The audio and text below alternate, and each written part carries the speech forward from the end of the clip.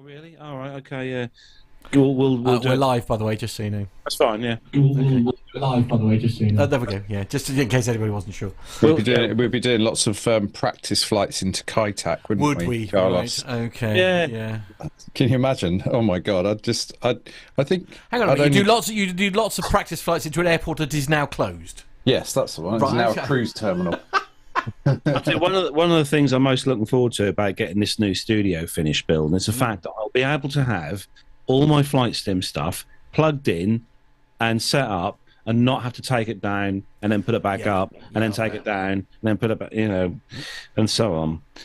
But I have decided, Mr. Smith, that rather than having my flight sim attached to this curved monitor I've got in front of me here, I'm just gonna go and buy a 50-inch 4K flat. Oh, okay, yeah. And put it on the wall. Just check your resolutions and stuff. That's the only thing I would do, because trouble is you won't necessarily get the super large screen that you want, if you see what I mean. Oh, I've put it through the TV downstairs. Oh, right. It works. Oh, okay. All right. No. I know it works, but it'll only give you. I say only, but it'll give you a resolution of 4K, but it won't give you like the size, if you see what I mean, because it will be.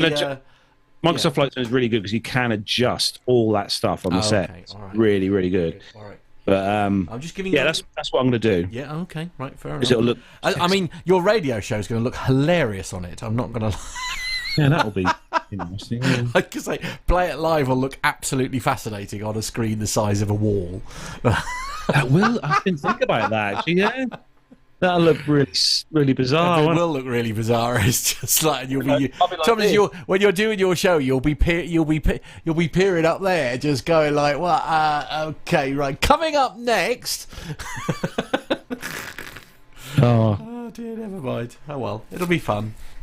It will. I've got a new desk coming in here. Oh, okay. Oh, right. Okay. So, because I thought you were going to like do the new stuff in the garage and then move like so the office. Oh no! I mean, I'm just replacing this desk. Oh, okay. This desk is a bit old, and so I'm putting a new desk in here. Oh, you a lot. You've had it a long time, haven't you? No, we had it since we redone the room. Yeah. But no, just get a new table, just to go in a new desk to go in here with some drawers. We lack drawer space in here. And okay. Yeah. And I have. So just so that we. Oh, how far are we off? We're not far. Yeah, we're a couple of minutes away. Do you know what, hobby time? I would love to do that. If I had a rather larger garden than we currently have, I would have something like that in the garden. If I had my mother and father-in-law's size back garden, I would 1,000,000% have the fuselage of a aircraft in the back garden. Of course you would. Yes. Actually, my dad's got a nice bit of land outside here. Right. Okay. Yeah. Yes, but what if Dad moves? That's all I'm saying. Oh, he ain't gonna move. He ain't gonna move. Right. Okay. Fair enough. Right. The vMix socials, by the way, up and running. Oh, I'm now gonna log in. I'll tell you what. When I was looking on the Plane Reclaimers website, they are not that expensive to actually purchase. Okay. If you say so. No, they're not. Really aren't. I mean, but you got to think about it. They're never going to rot. I mean, there's a Concorde at Heathrow that would beg to differ. Oh yeah, that's just dirty. That's not rotten. That's just dirty. Yeah. Okay. All right. If you say so. Anyway, Andy's looking, thinking, what do I need to get in my pub next? Yeah, I don't want a fuselage in the back garden. I'm all right, thanks. 10 seconds to clock. Crikey, that came round quick. That's what she said. Getting in quick. Been watching my webcam again. He's getting it out of his system before we start. Hello. Family show, gentlemen. Family show. Let's not descend already. No, already. It's like the clock's only just started. I was waiting for you to start, Andy. I'm good. He's the well-behaved one. No, he's not. Here we go. Sweary Bob over there. 10 seconds. You, Mr. Codling, can just flip off. That's what you can do. Here we go.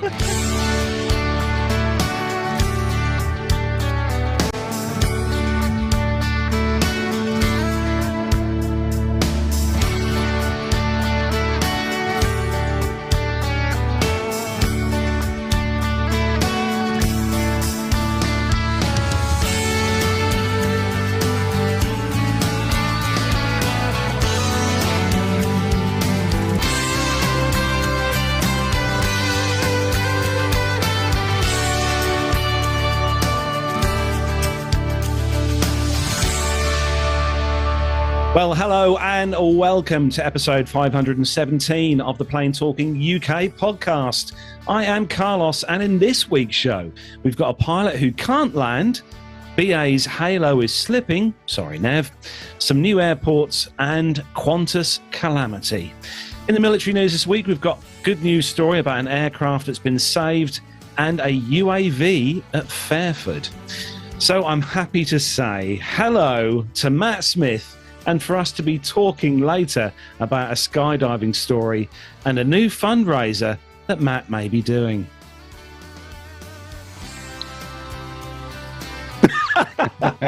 The silence says it all.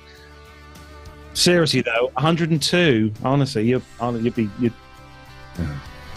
fine. You'd be fine. So how are you, Mr. Smith? I was all right till you mentioned blooming jumping out of aeroplanes. Weirdo. Oh, no. Yes, I'm fine, thank you. How are you? Good. Yes, I'm in the. I've had a day off today. You have had a day off? I have had a day off. Yes. It's for slightly less exciting than usual reasons, but yes, I'm now the Bionic Man officially. He is the Bionic Man. Indeed. But yes, no, I'm very well. Other than that, yeah, a nice day to be at the coast. Had a little wander around Yarmouth. Actually managed to walk from Joyland right up to the Pleasure Beach today, so I'm very proud of myself. Happy days. Excellent. We're fading down the background music. Hopefully now it's now ending, dear. Don't it was worry. no ending. Carry on. That's fine. Okay. But no, you have got a new addition to the studio, because I know a few listeners. I mean, I think I remember seeing an email come in not so long back from a listener who was concerned about the temperature of the Oh, really? Master Suite studio. So last week I did quickly whiz online and send Matt an addition to the studio. Absolutely, and it's actually on at the moment, believe it or not. And it's so when he says it's quiet, it is really quiet. I don't know if it's long enough for me to bring in shot. Oh, there you go. Look, there it is. Hello. Matt's got a fan. Yes, indeed. It's the only one, I have to say. It's. But enough about my radio career. See what I did there. And we are very pleased to welcome back, fresh from the Sim Sweat. Fresh. Our Airbus training master. It is, of course, Captain Andy. The poor man is absolutely exhausted. Well, yes, but it's good to be here as always. Sorry I missed last week. I was just too tired. Yes, absolutely. You simmed out. Yeah. I was simmed out, yeah, and I've been in there today. I'm back in there tomorrow and the day after. See, weirdly, I know two people on this show, Andy, who reckon that they would never get bored of a simulator, and I don't believe them. Yes, I don't think I'll ever get bored of it, but at times it is. Draining. I am ready to go home. Yes. Yeah, I've had enough. Yeah, I think Carlos would just live in one if he could. Yeah, absolutely. Yeah, absolutely. I hope in many ways that he can make his marriage work for many, many years, because otherwise his house would just be, there'd be simulators and all sorts going on. I think we'd be going round to his house, knocking on the door of the simulator, and he'd be opening up the door, and there'd just be this bearded, haggard man going, "What? What do you want? What do you want?" Yeah, absolutely. Yeah. Yes, with a can of BrewDog in. I'm on an island approach. Go away. Lovely, good. I love how we're joking about sad things. Yeah. But, no, if I ever win the lottery, it will be one of the very first things I will do is seek out the first thing. No. The first thing you're going to have to do is buy a much bigger house so that Gemma can have her own wing, so that you having a simulator in your house won't be cause for divorce. I'll tell you what. Those of you who watch the show will know that may know that I'm in the process of building a new studio for myself in the garage here. And one of the things that Gemma said to me the other day was she said, "Oh, you're getting on really well. It looks really good. Blah blah blah. Oh, you'll be able to move all your aircraft stuff out of here into the new studio." I was like, "No. The whole reason that I'm building another studio is to have more space to buy more pieces of aircraft to put in there." Yeah, good luck with that. That's the way to do it. Yeah, good luck with that. These bits are staying here. All these bits in here are staying here. So so once that studio is finished, I will be back into buying pieces of aircraft. Lovely idea, Carlos. Nick, Andy, I'm taking bets, by the way. I'm going to say 3 weeks before they are in the new studio. What say you? What are the odds? That's the important question. Oh, I see. Oh, no, good points. Well, I'm currently offering odds of, I say, a 100 to 1 that they stay where they are. 100 to 1. Yeah, absolutely. Are you giving any odds on how soon it is until Carlos is sleeping in his car? Oh, good point. I hadn't thought of that. Yeah. That RB211 Stage 1 fan blade's not going anywhere because I had to buy a specialist shelf and fixings for it to fit because on of the the sheer wall. weight. I mean, that should have its own alarm bells ringing, shouldn't it? Anyway. Yeah. But And anyway, that has just proved my previous point about if you did get divorced, you would be a hairy man living in a simulator. Absolutely. Yeah, I think you're onto something there. Anyway, enough of this. Anyway, Nick, how are you? Hello, you're right. Yes, very good. Yeah. Any plane parts in your horizon at the moment? I have just above my desk here. I have a hazardous area sign from a 747 wheel well. Oh, okay. All right. That's different. Yeah. Very different. I've got an exit sign from a 747. Oh, you have? Yeah, I want to get one of those. Yeah. No, you can't have mine. I've also got a handset down here that belongs to one of the team that's from a 747 as well. That for some reason they weirdly wanted. But there we go. Never mind. I mean, it's you sounding a bit like you're a bit of a plane geek there, Mr. Smith. I can neither confirm or deny that outrageous accusation. Andy, have you not adorned your home pub? Oh, come on! The guy flies them. Why on earth would he? Why on earth? You've got this. It would look awesome in there to have some pieces. Yeah, maybe in the future, but that's a bit like saying to Matt, have you got a bus wheel on your wall? Oh, yes. You used to drive buses. I did, yes, back in the day, yes, absolutely. Yes, so, no, not at the moment, I don't. Is it a bit sad that I do have a part from a route master? Perhaps I should gloss over that and move on. I just thought it would be nice. It would be nice to have a piece of aircraft that possibly you have flown in your career. Yes, because at Teesside at the moment, there are a lot of old aircraft that I used to fly that are being scrapped there, and I'm in the process of speaking to some people there about getting bits off one. Oh, love that. Oh, God. Nice. Oh, dear. You see Maybe, what you've done there? dare I suggest that for our listeners, they might like to send us in pictures of their own personal plane part collections.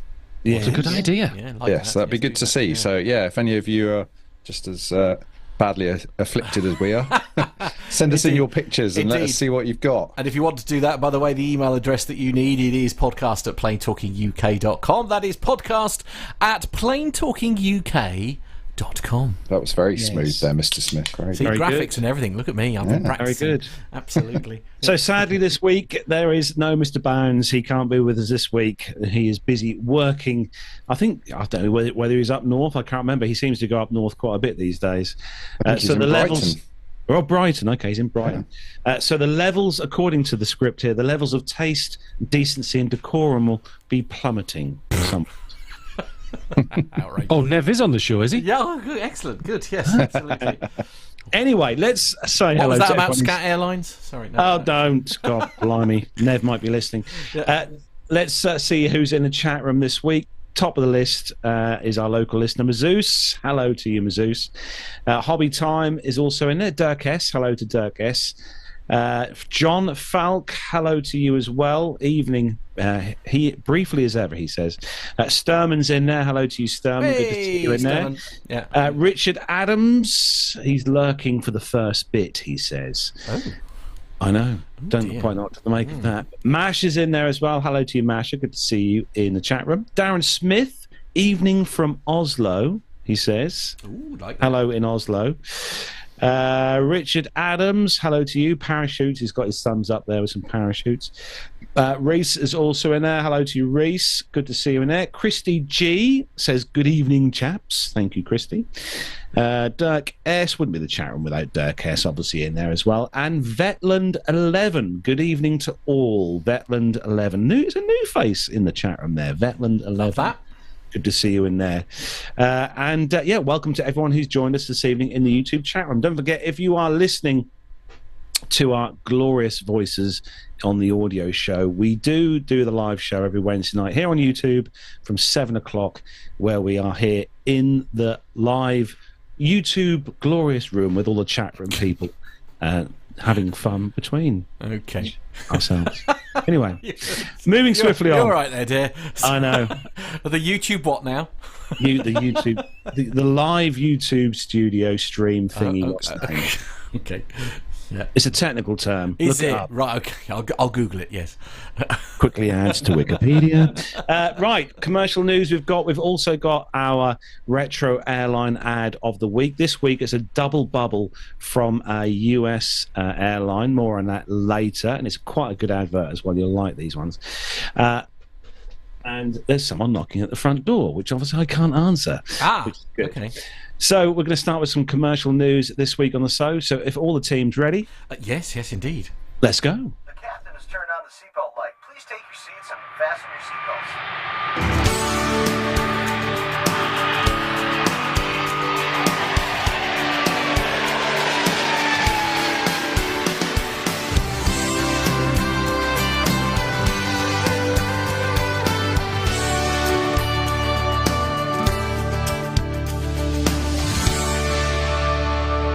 And the first story this week comes to us from aerotime.aero, and it's Alaska flight diverted from Jackson Hole because pilot was not qualified to land. And yes, I did say the airport being Jackson Hole, as in Hole. Flight AS3491, operated by SkyWest, was bound for Jackson Hole Airport, or JAC, in Wyoming from San Francisco International Airport on the 8th of August. However, as the twin jet Embraer ERJ-175 approached JAC, the pilot revealed that he did not have the proper qualifications to land at the airport, according to a passenger on the plane.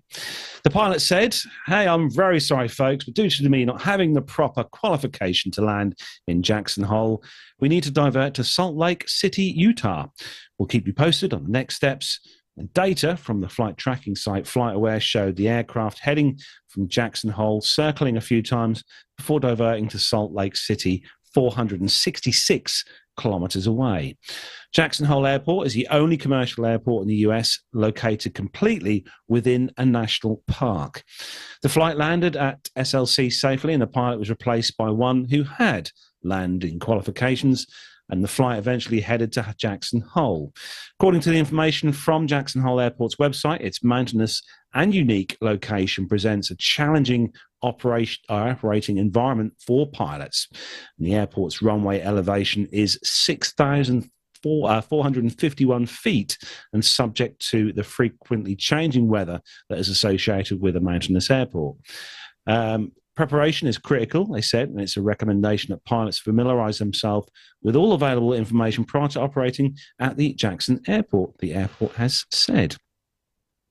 So, Andy, begs the question, why would you depart or leave to go to another airport and not have a pilot qualified to land? Is this there must have been a change of conditions or something, surely. Well, let's talk about different airfield types. So there's Category A, Category B, and Category C. So Category C is the most restrictive, and Category A is just your good old plain airport, such as, I don't know, Heathrow or something like that. There's no real terrain around or anything like that. The Category C airport, which is probably what this is, I've tried to look it up, but I can't see, and it also depends on the airline's definitions as well, may require the pilot to have operated in there with a training captain or check airman, depending on where you are in the world, or they may have had to do some specific online training, or in the case of places like Innsbruck, Funchal in Europe, you have to have done simulator training as well as go there with somebody who's experienced. But to go there, knowing you were going there, and also thinking, oh, I haven't done the training on this, there's probably been a scheduling error, and they've set off and thought, oh, I best just have a little look at this. What's this airport about? Oh, hang on a minute, I'm not qualified to operate in here. It does happen, and he did the right thing. He didn't try, because then he would have been in even more trouble. The best thing to do was just inform the company and divert, which is what he did. So it happened, unfortunately. I've got a bit of a question. So assuming it's going to be a two-pilot operation, presumably the other pilot would have been qualified to land. Would it be a case that you would actually have to have two qualified pilots in case your qualified pilot becomes unwell or incapacitated on final? No, so it depends on the airfield. Innsbruck, both pilots are trained to operate out there. But in the case of Funchal, only the captain, in the case of my airline, I think most airlines, is trained. So any first officer can actually go there. They had to watch, in the old days, I don't know what it's like now, we had to watch sort of an online presentation about the conditions and what to expect. But if something did happen, you carry the fuel to divert somewhere where the other pilot is qualified to land. So yeah, so again, it all depends on the airfield, what training is required, and the company requirements as well. Actually, I was going to ask Andy what airports in Europe are that kind of way, but you say, is it just those two you said? Oh no, there's Gibraltar as well. Some of the Greek islands are also restricted. It all depends on terrain, runway length, width as well, because there's quite a few narrow runways down in the Greek islands, and the level of training that is mandated, and then airlines often put more on top to create a larger safety margin. Oh, interesting. Very interesting. But I'm guessing you're fully trained to fly into any of those airports, Andy. Nope, I avoid them all. Oh, okay. Fair enough. You don't get paid any more money to operate there, so why go? Fair, yeah. I like that, yeah. Now, Andy, you've got the next story, and it's some upsetting news for Nev, unfortunately. Yes, it is, and this is from paddleyourown.canoe.com. Could British Airways lose its 4-star rating because of its low-cost short-haul product, lagging first-class experience and poor service standards? Skytrax is best known for its annual World Airline Awards of the Best 100 Airlines, which was last announced in June. For 2024, Qatar Airways scooped the top spot for the 8th time, whereas British Airways came in 13th spot. Despite the fact that BA jumped 5 positions on 2023 and that the airline has been considered a 4-star airline for many years, Skytrax says that its airline rating for British Airways is currently under review because some aspects of BA's product and service are now at 3-star levels. Skytrax has cited a number of issues with the airline, including the fact that its Club Suite business class rollout has suffered multiple delays, meaning that many aircraft are still flying with much older and outdated Club World seats in a pretty tight configuration. The consultancy firm has also flagged concerns with BA's first-class experience, a product that is often described as just about good enough given the airline's transatlantic dominance from its London Heathrow hub. Skytrax has also taken aim at BA's short-haul experience, describing it as being at a low-cost standard and complaining that service in its Club Europe business class cabin are very haphazard. If that wasn't damning enough, Skytrax also says BA's service standards are poor and that its onboard product is quite cheap. British Airways CEO Sean Doyle has attempted to roll back some of the Alex Cruz era cutbacks, introducing free water and snacks in its short-haul economy cabin, as well as introducing a new look short-haul cabin with new seats, mood lighting, charging at every seat, and free Wi-Fi messaging. Doyle has also promised a brand new and exclusive first-class suite, although that isn't expected to be introduced until 2026 at the earliest. BA's much-needed refurbs of its Heathrow lounge network are also at an early stage, with no timeline yet announced. British Airways is also investing millions of pounds to update its antiquated, and that's very kind, IT infrastructure, and a new website and mobile app is currently in the works. In the meantime, however, the website remains plagued with bugs and customer complaints are frequent and numerous. If British Airways were to have its airline rating knocked down to that of a 3-star carrier, it would join the likes of Russian flag carrier Aeroflot, which has been hobbled by Western sanctions. Other 3-star rated carriers include Air China, Eurowings, Frontier Airlines and Jetstar.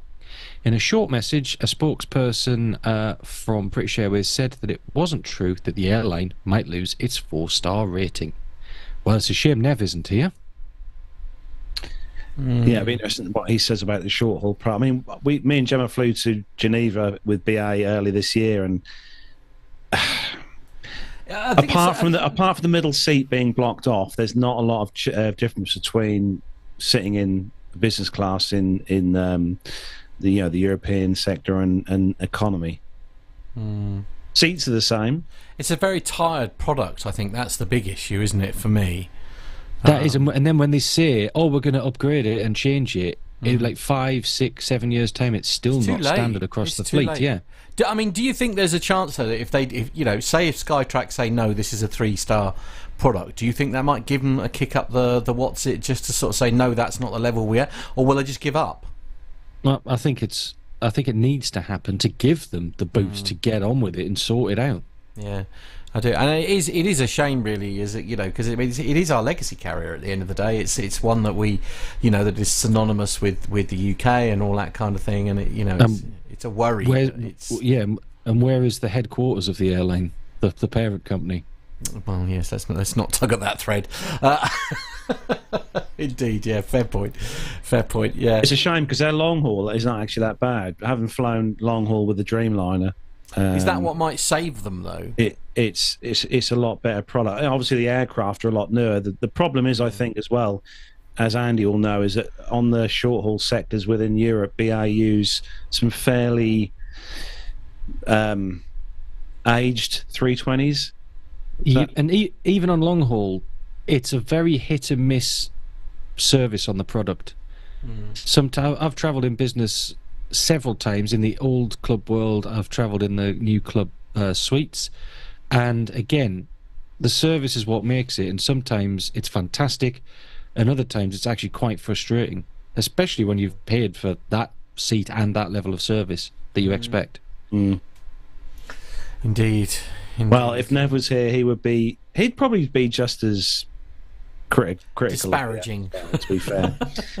But no, moving on, Matt, you've got quite the story next. It'll be interesting to hear Andy's input on this one. All right, a website we've not heard from for a long time, actually, simpleflying.com. This one is from Ed2. What are extended diversion time operations? So modern 2-engine airliners are capable of covering great distances, like crossing the Atlantic Ocean. However, a major concern arose about what would happen if one of the engines failed and no nearby airport was available for an emergency landing. The issue led aviation regulators around the world to question the safety of twin-engine planes flying over vast oceans. In response, a set of regulations and approvals known as ETOPS and later EDTO have been established, according to the International Civil Aviation Organization, ICAO. The ED2, or Extended Diversion Time Operations, is any operation by an aeroplane with 2 or more turbine engines where the diversion time to an en route alternative aerodrome is greater than the threshold time established by the state of the operator.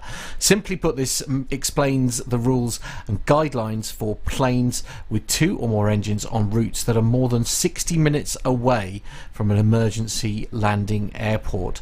EDTO was formerly known as ETOPS, Extended Range Twin Engine Operational Performance Standards. This concept was first introduced in the 1980s to allow twin-engine aircraft to fly routes previously limited to 3 or 4 engine aircraft. With enhancements in aircraft technology, the regulations have expanded, and the term EDTO now includes operations with aircraft having more than 2 engines as well. In 2017, the ICAO decided to replace the previously used term ETOPS with EDTO to better reflect its scope and applicability.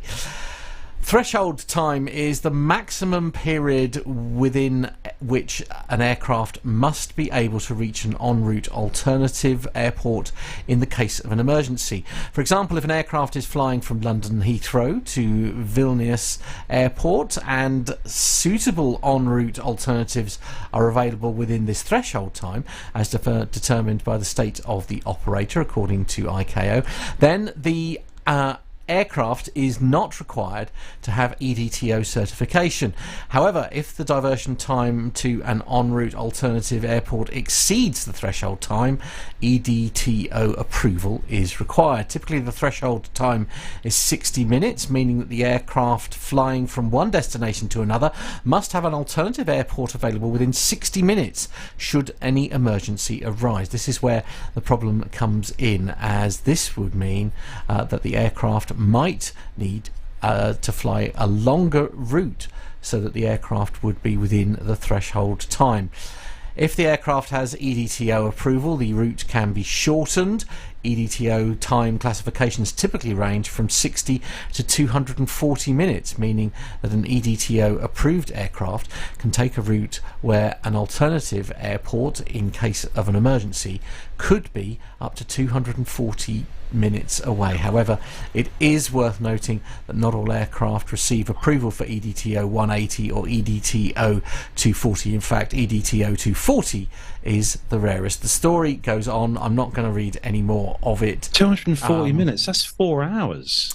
Yeah, absolutely. That's a hell of a diversion. But genuinely, how much of a risk is this with the modern day jet engine? I mean, there's one scenario. Obviously, let's talk Sully, for example. But that was on takeoff. But I mean, what would I guess this is the issue: is if something like that happened, and you were, because there's no reason why it wouldn't happen. I suppose once you're up to cruising altitude, you're not going to come across wildlife, essentially. No. So you're pretty safe up there from most flying creatures. Mm. But interestingly, to me this is weird. So this is a rebadging of ETOPS, but they can't call it ETOPS anymore because that covered twin engines, because this covers all aircraft above 2 engines. Right. So the likes of the 747 and stuff like that didn't really have this issue. So it had 4 engines, so Yeah, and they weren't covered by ETOPS. So this to me looks like they've actually widened, for safety reasons, and it makes sense, widened the scope of getting these approvals. So the 60 minutes generally tends to be the start.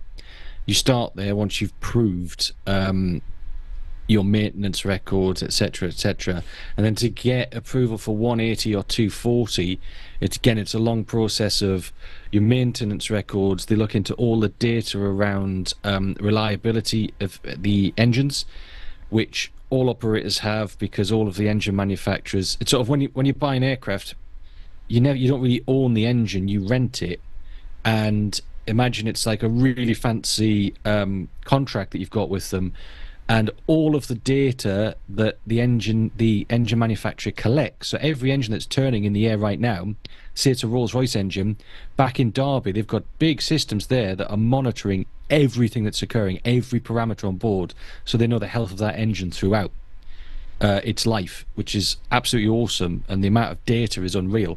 So the regulators get all of this information as well, and then they'll go, okay, yep, and we'll check your procedures, yep, this makes sense, that's the right way to do it. So then they'll get the 180, then of course the 240, which is very difficult to get.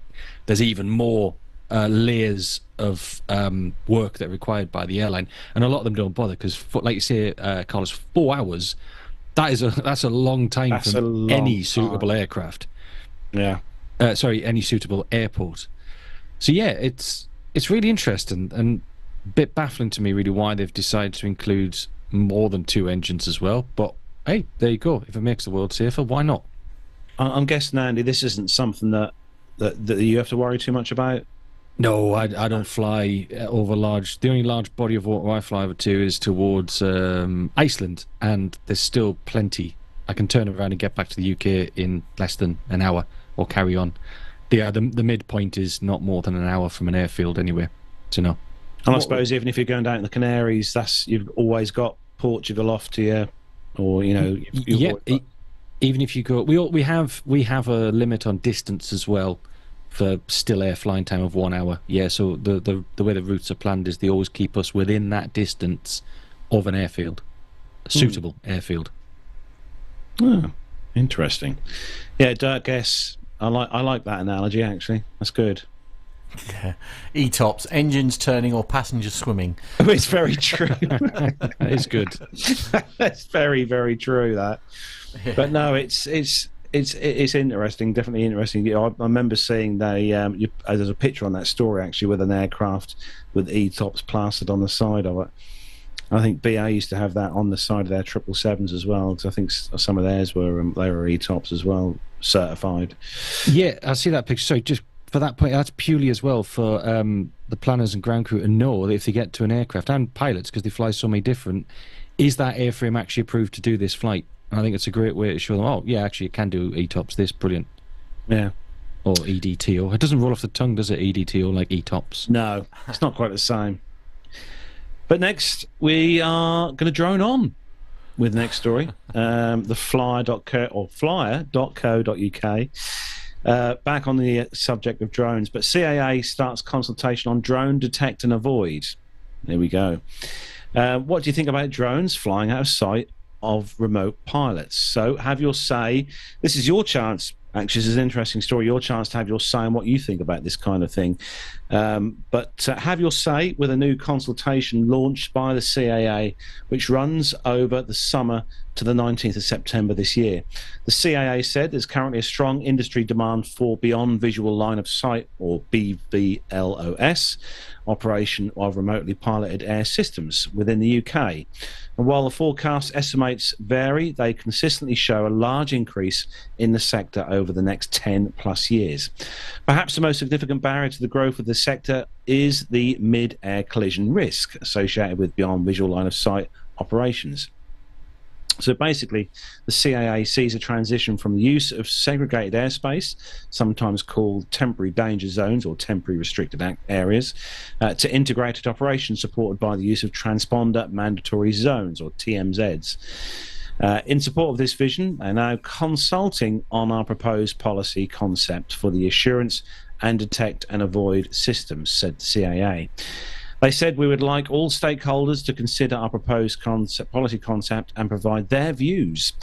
There's a survey to fill out if you'd like to have your say, and can be found on the CAA's website. So if you just look on there for Detect and Avoid Policy Concept Consultation. So obviously something that slightly affects, I would say, your area of expertise, Andy, when you're out and about in the 320, is having things, especially the size of the one that's on the picture on this story, because that would definitely cause more than just a dent in the wing or an engine. Oh yes, that's causing catastrophic damage, a drone of that size. But yeah, it's good that they are looking at ways of increasing the use of drones by getting rid of this the visual line of sight problem. So I think it's really good. And the CAA, even though they do get slated a lot, are looking at ways of actually making this easier for people. So that's good. Yeah. What do you think, Andy? With this actual... Hold on, let me go back to there. With this, when we were at the drone summit in Ireland on... was it March? Was it February? March we were right there? Was it March right there? February.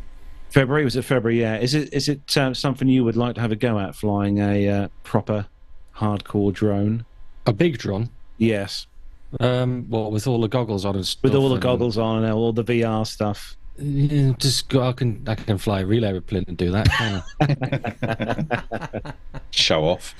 I suppose if you're scared of flying but you want to fly something, then yeah, okay. But it's more fun doing it in a real thing, isn't it? In a real thing. Yeah. My time to shine. You did have a go though, didn't you, Matt? When you were there, you had the old VR headset. Oh, it was utterly horrendous. Yes. It was utterly horrendous. I've never felt so car sick in my entire life. It was not for me at all, wearing the headset. So I'm all right with the visual line of sight thing. That works for me, but no. Is that just because of the lag, do you think, Matt?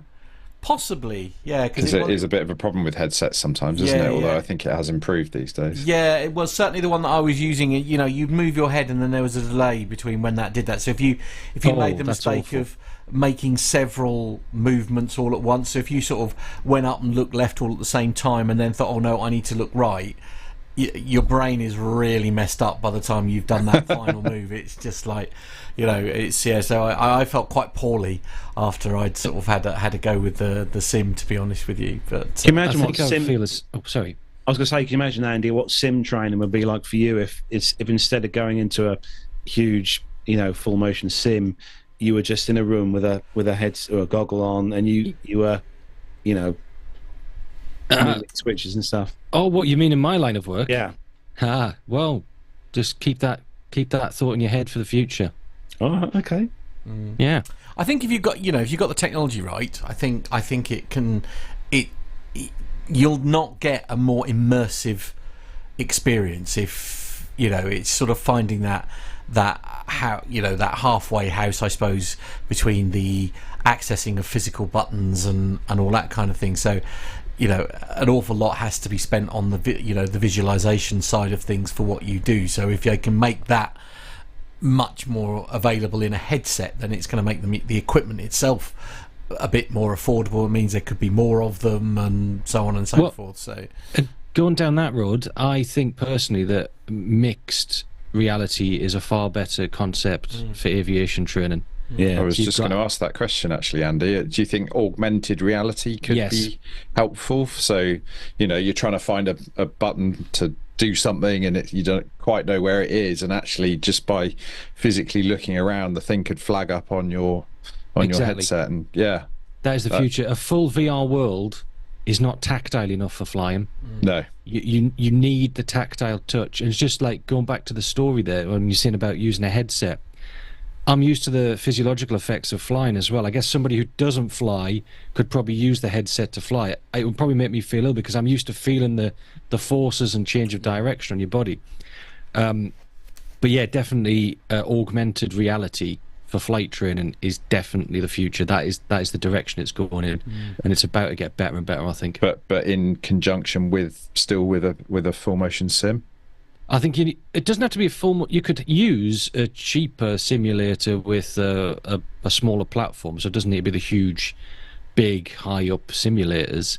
Because as long as you have the feel of the switches and the controls and some motion, with the visual field of the goggles and whatever else, because you could put cockpit fires in there and everything without actually doing it.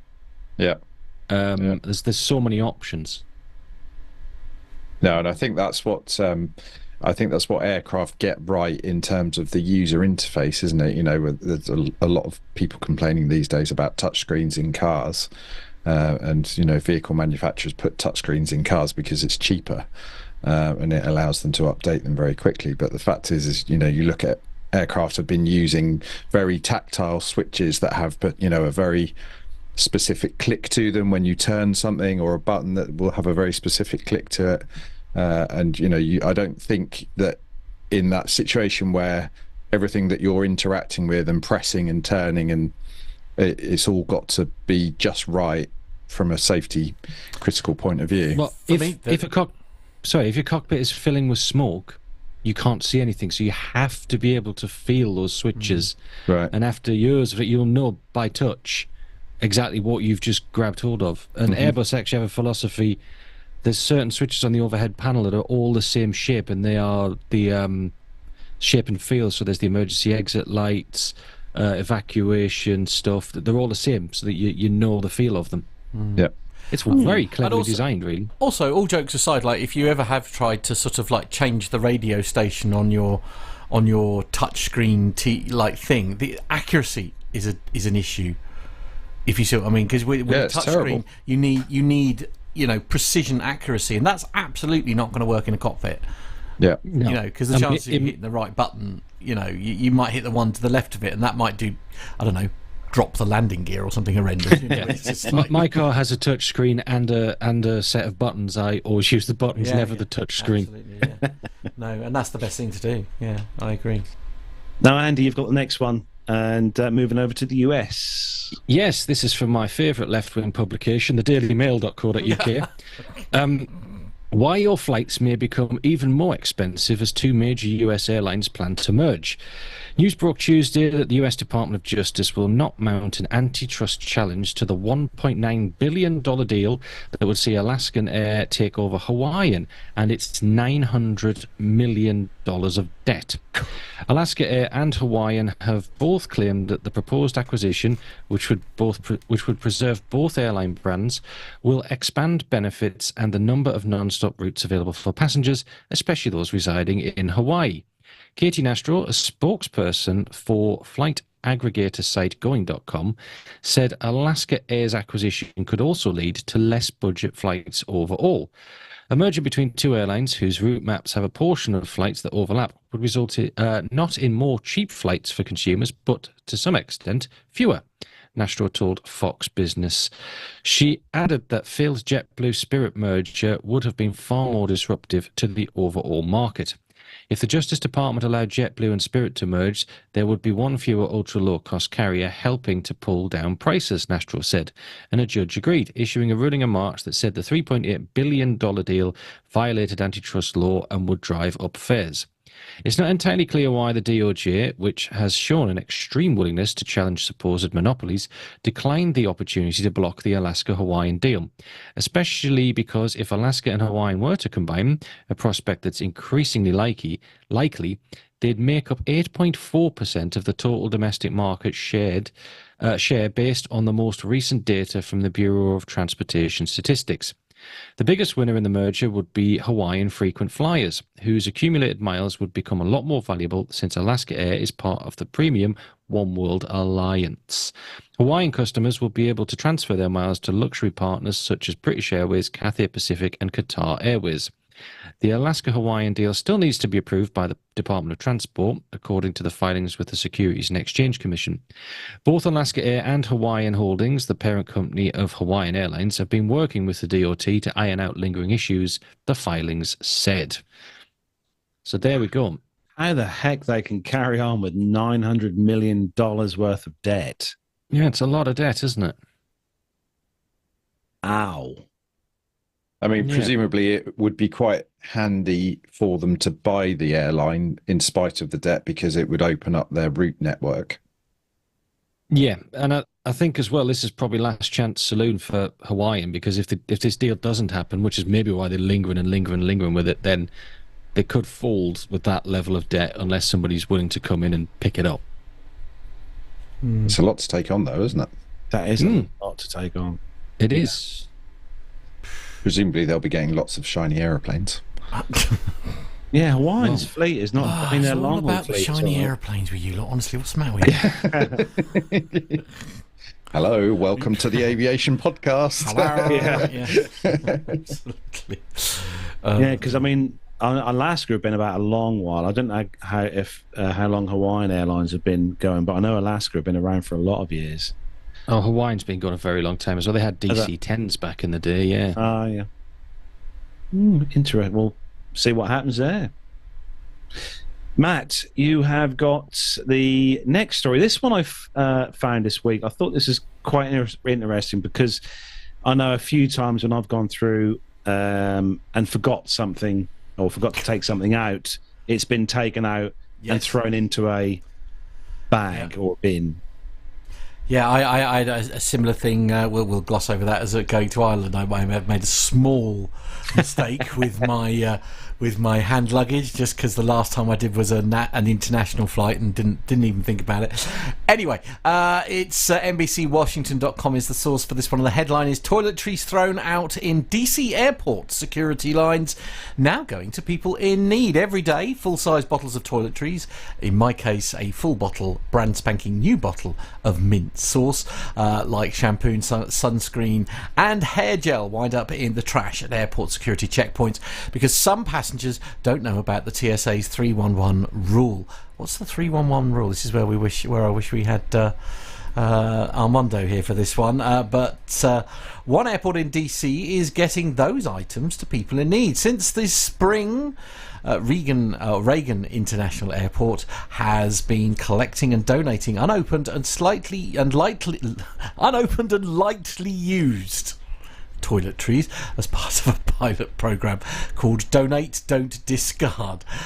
Since the spring, Reagan International Airport has started back in the April. They said that they've already collected 2,300 items. They've diverted 1,160 pounds of waste from landfills, and that doesn't include what they've been counting in August. The employees with the airport authority sort through all of the toiletries one day a month. News 4 got a peek at the sorting process Tuesday and saw employees organising dozens of bottles, many of them brand new, inside a warehouse steps away from the front doors of the DCA. Just know that if you do lose something, you're a little frustrated. Just know that it's going to someone who really treasures it, Gore said. In all, there were more than 600 items left behind at the TSA checkpoints since the beginning of August that have been sorted for organisations like Northwest Community Food, a non-profit in DC that helps individuals and families with fresh produce and hygiene items. For staff and volunteers, it's fun and exciting, and it's prideful, that's not a word, to be able to provide these products, because to the extent we had toiletries before, they've often come from the dollar store, and so we've had lower quality products. They're all brands that people really love and get excited about. With the Northwest Community Food, the Airports Authority said it plans to expand the program to Dulles International Airport. It does beg the question, when you do go through security, especially, I mean, going through Stansted, and you see them confiscating perfumes and all that kind of stuff. And a lot of these things are brand new that people have forgot to put them in their hold luggage. Same here. Yes, myself as well. I've done the same. You kind of think, do they just kind of bag it all up and bin it at the end of the day? Which I think is a real terrible waste. But yeah, Matt, did you say that you had a brand new bottle of mint sauce? Yes. As in you'd put on your dinner? No. Oh, you mean the shower stuff? I mean the shower stuff. The stuff that makes the stuff that makes you tingle, dear. Yes, I know the one. Okay, just wanted to clarify. Yes, you put that on your lamb as well, don't you? You do. Yeah, yes. It goes really nicely with a lamb chop. Does it? Right. Yeah. No. It's yeah. It was a brand new one as well. I was absolutely gutted. I was looking forward to spelling lovely and everything. No. No. I don't suppose you have to worry too much, Andy, with because you obviously don't have to worry about. Where are you going with this? Well, I was going to say you don't have to worry about carrying bottles of perfume and all that kind of thing when you're heading to the flight deck. It depends what my wife's ordered from duty free. Well, but no, we still have the same restrictions every day. So if I want whatever I want to take through, gotta put it in a little 1 litre size bag and all that nonsense. Yeah. I mean, for a short period this summer, that was actually ditched because of all the new scanners. Yeah, So they brought it all back in now. Yeah, because there was an issue somewhere with some scanners. So it's better, again, safety first, blanket everywhere, find out what the problem is. But hopefully that'll be gone again soon. And I can start taking through massive bottles of, I don't know, Lucozade or something to work. Well, quite. Indeed. Or bottles of rum. Such as what I think you got a bottle of gin, didn't you, when we came back from Ireland? I can neither confirm or deny that accusation. Yes. Anyway, moving swiftly on. So, talking about huge sums of money earlier, $900 million. That was a huge debt. This is the express.co.uk. Europe's 5 huge new airports that will cost a whopping £16 billion to build. So 5 new airports will make Europe even better connected than ever and are expected to cater for a combined 200 million passengers. Poland, Portugal, Greece, Norway and Georgia have been a mega project planned, with the new airports costing a combined total of £16 billion. The projects came after the new £400 million Aeroporto di Salerno Costa del Amalfi opened on the Amalfi coast in Italy last month.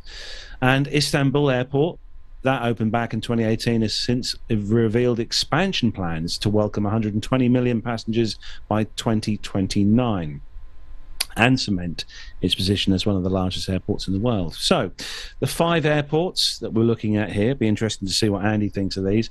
We've got Warsaw Solidarity Airport in Poland. One of the Europe's largest new airports will be Poland's £7 billion Warsaw Solidarity Airport, expected to open in 2028. It will replace Warsaw Chopin Airport, which is nearing capacity. The plan is to welcome as many as many as 65 million passengers by the year 2060. And the huge airport hopes to rival both London Heathrow and Dubai as a transport hub for long-haul flights. Next one is Luís de Camões Airport in Portugal. Lisbon has revealed plans for its new airport, which was first discussed back in 2008.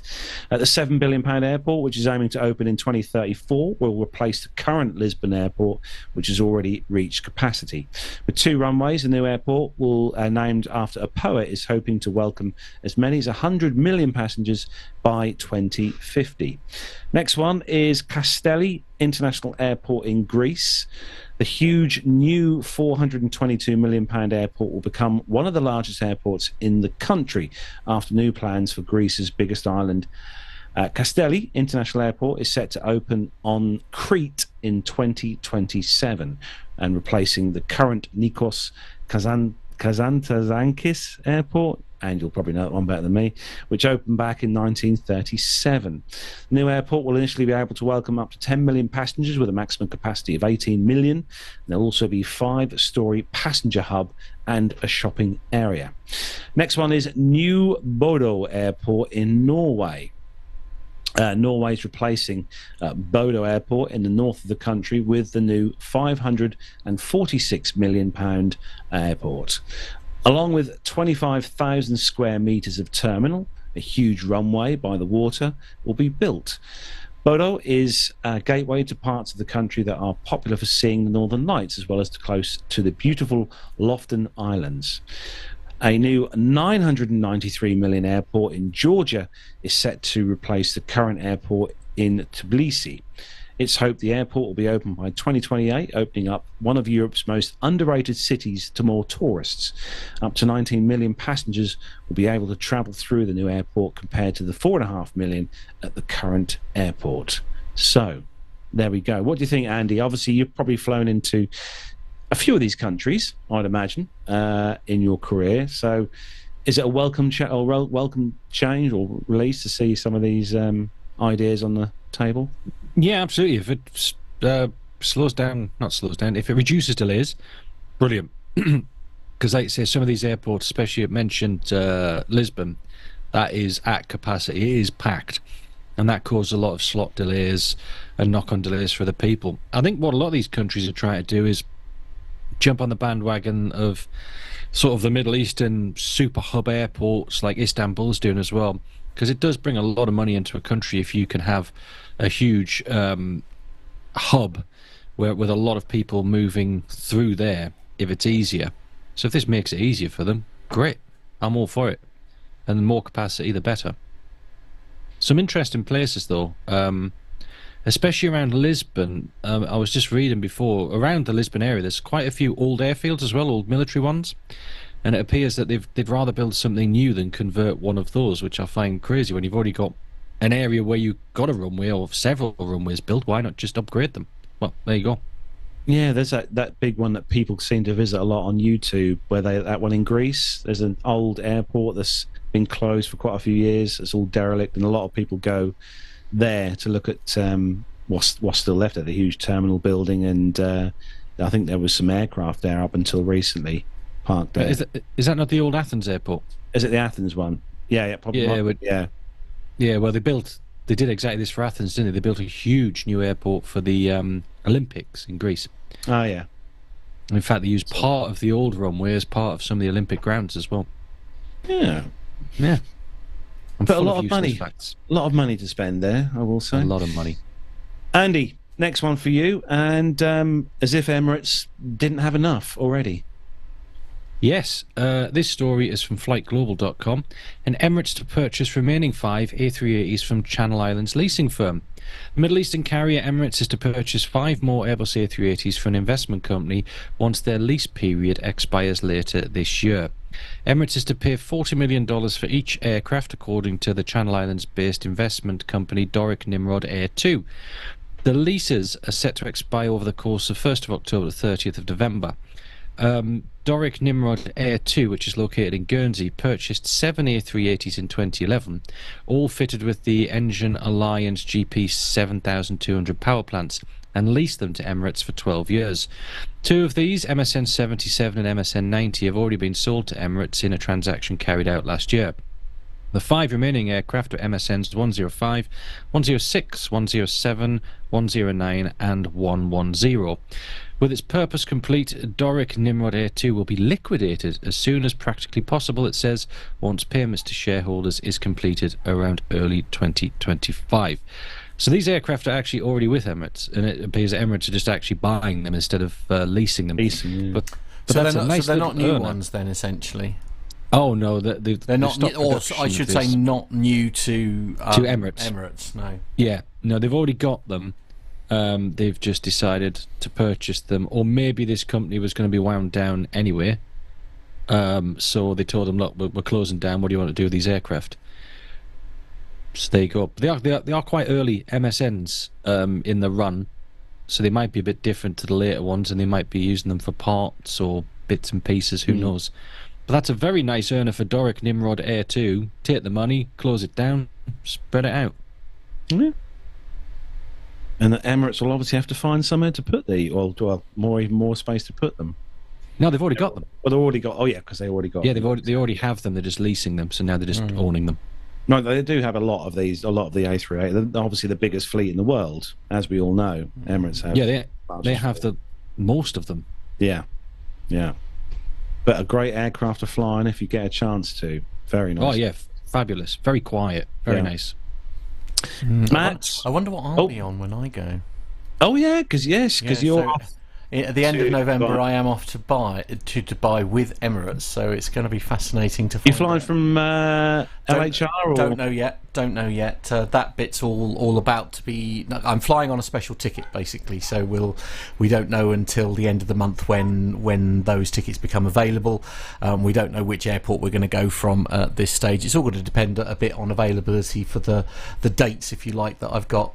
I was going to say because to book it all with us. Heathrow will be a 380 and Stansted will be a 777. Okay. I'm also flying to Dubai at the end of November, early December. No. Woo! Yes. Okay, we need to talk because I'm going out for my birthday. Oh, whereabouts in Are you doing anything while you're there? Yeah, we'll talk later. We'll talk after. Yeah, we'll talk after. Yeah, absolutely. It's a PT UK meet-up. Yeah, we're going to have a PT UK meet-up in Dubai, absolutely. Yeah, where Andy can buy me a drink on my birthday. I like the sound of that. No problem. Excellent. Ooh. 2 glasses of water. Sorted. Lovely. To be honest with you, it's so hot there, I'd probably be very grateful. True. Indeed. Matt, you've got to the next story, and I love this. We've covered in the past the story every now and again on a subject like this, but I'm quite disappointed with how the outcome of this, was. Indeed, yes. You never like to see the phrase "too good to be true," do you? This is on edition.cnn.com, and the headline is "Too good to be true. Travellers score cheap first-class flights from Australia to US due to a Qantas glitch." For a short period last Thursday, first-class round-trip airline tickets from Australia to the US that normally cost up to 28,000 Australian dollars, around $19,000 were US dollars, I should say, were available from Qantas for a whopping 85% off. Due to a coding error, around 300 lucky people were able to buy them on the airline's website for as little as $3,400 each before the mistake was corrected. Unfortunately, this is a case where the fare was actually too good to be true, Qantas said in a statement on Thursday. However, not all hope is lost. Instead of cancelling the tickets, Qantas said it would rebook customers in business class as a gesture of goodwill at no extra cost. Alternatively, passengers who aren't satisfied with business class can get a full refund. Flying business class on Qantas between Australia and the United States typically costs around $11,000. Qantas's goodwill gesture follows a similar blunder that was handled differently by the airline last year. Sounds like they finally learnt their lesson a little bit. Last August, Australian regulators accused Qantas in a lawsuit of selling tickets for more than 8,000 flights that the airline had already cancelled. affecting more than 86,000 passengers. Qantas agreed in May to pay nearly $80 million to settle the suit, with more than $13 million of that sum awarded to the affected customers. Its CEO Vanessa Hudson told CNN in June that the company had let our customers down, as well as its staff. Airlines regularly make mistakes, selling premium tickets at a flagrantly mispriced price, although some have chosen to honour them. Honestly, what is it with journalists and their writing abilities at the moment? It's doing my absolute Sweden. Yeah, we get the gist. We get the gist on this story. I'm going to stick to what I said beforehand. I'm afraid if you've made a mistake like that, I do think you should honour them. It's exactly. I'm really exactly. sorry. I mean, they're trying to build this sort of like saying, "Oh, you can." Oh, I'll tell you what we'll do is we'll put you in business class. And I'm sorry, but if you've made a mistake like that, I still think you should honour it. I'm sorry. Exactly. I don't think that's enough. Agree. I don't think that's enough to put them into business class, or offer them a refund. I'm not sure that if this happened to a UK airline, that would wash. Is all I'm saying. I'm trying to think. We've covered a story in the past where a similar thing happened with an airline. I cannot remember whether it was in the UK or the US. I think it was in the US. It might have been the US.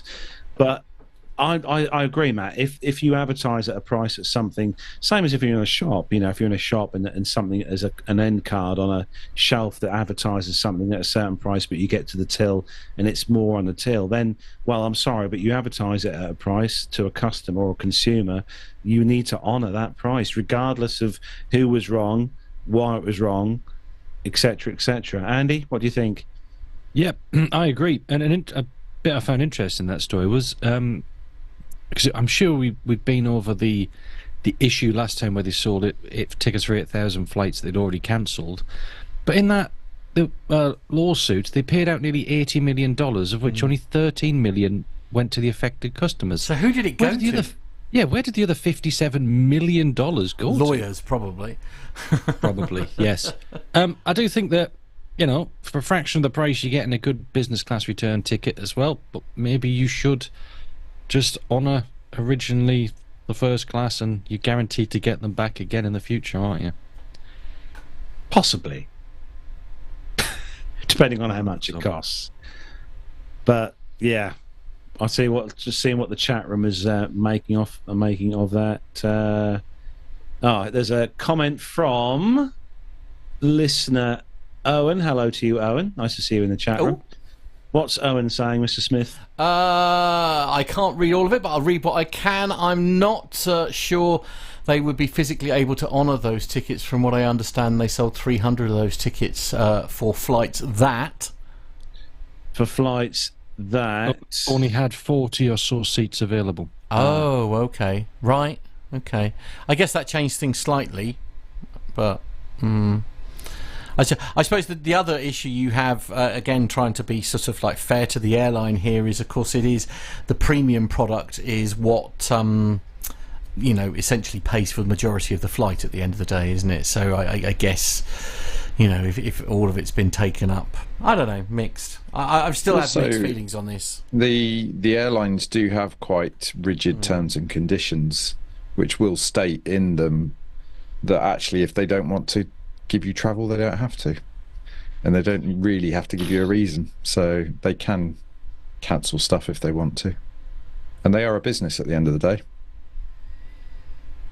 I think it's very grumpy. Well, it's just like you met me, right? As captain of an aircraft, I can refuse you boarding for any reason. I don't have to give you a reason. Really? Yep. Yeah, the air navigation order, I can just say you are not travelling, and that's that. Nah, you're all right, thanks, off you go. Oh. That's handy to know. Yeah. I have a few very handy to know. Yeah. A few friends that I know are travelling with a said airline. He has to be on the flight. I don't think I have to be commander of said aircraft. Right, well, yes. How many times have you exercised that right, Andy? Without reason, 0. Okay. Well, he's very fair. He's very fair. He's very fair. Yeah. Yeah, because I still have to justify it at the end of the day to my employers. Yes. Yeah. Absolutely. Yeah. Yes. Why did we have to give this person a refund? What about if it's the FO, Andy? It's like, I don't like you. No, go on. Again, if I've got a justified reason, bye-bye. Yeah. I've Bye-bye. never Bye-bye had that now. problem. Yeah, off you go. Bye-bye now. Yeah. Oh, how harsh would that be to get on board and say, no, I'm not flying with you. No, come on. Harsh but fair. Harsh but Just fair. don't even say that. Just go up, off, bye-bye. Bye-bye. No. No explanation required. Bye-bye now. Bye-bye now. Wouldn't be very professional of me, would it? No, it wouldn't. no, It'd be a lot of fun, though. Never mind. Anyway, moving on to the last story in the deck this week, and I love this. This is local to me and Matt here. Is it? Yes, well, it is very local to us, Matt, but comes to us from SkyNews.com, and woman to mark 102nd birthday by breaking the skydiving record, which she has successfully done. A woman in Suffolk who planned to mark her 102nd birthday last Sunday with a world record-breaking skydive actually did complete it. Manette Bailey became the oldest person in Britain to skydive when she jumped out of a plane over East Anglia last Sunday. It'll mark also the first time she has ever done it. She completed a challenge from Beccles Airfield, which most of us here at the show will know where that is, to raise money for three causes: the East Anglian Air Ambulance, the Motor Neurone Disease Association, and Ben Hall Village Hall. Miss Bailey, who served in the Women's Royal Naval Service, or the WRENS, in Egypt during Second World War, told the EAAA, "You must always look for something new," she said.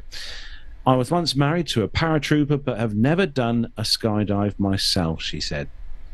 Well wishes, donations flooded in from parachutists and experts studying how best to live fulfilling lives well into old age. And Miss Bailey has even received, I should say, a personal letter from the Prince of Wales, which she got ahead of her challenge last Sunday.